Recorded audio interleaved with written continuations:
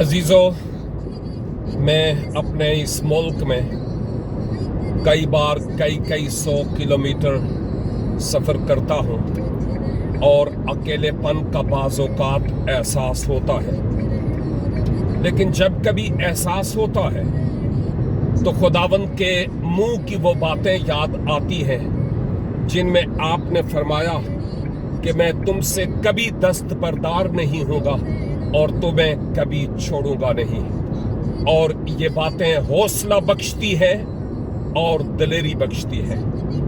عزیزو، جب کبھی آپ بھی اپنی زندگی میں اکیلے پن کا شکار ہوں، خداوند کے وعدوں پر بھروسہ کریں، یقین کریں کہ وہ ہمارے ساتھ ہیں اور وہ مجھ سے کبھی دستبردار نہیں ہوں گے۔